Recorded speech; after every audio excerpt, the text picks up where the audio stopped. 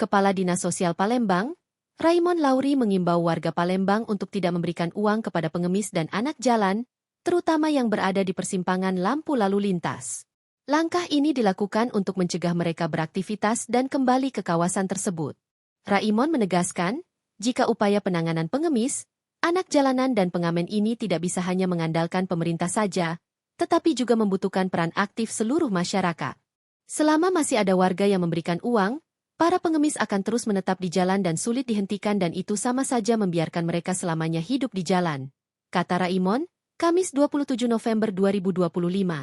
Untuk itu, Raimon meminta masyarakat untuk memberikan sumbangan ke tempat yang tepat, seperti panti asuhan, yayasan sosial, atau lembaga resmi lainnya, bukan kepada pengemis di jalanan. Menurutnya, pemberian uang secara langsung di jalan justru dapat menumbuhkan mental malas bekerja dan membuat para pengemis terbiasa menggantungkan hidup dari meminta-minta. Kebiasaan masyarakat memberikan uang kepada peminta-minta di jalan dinilai menjadi salah satu penyebab para pengemis enggan bekerja dan terus bertahan di jalanan.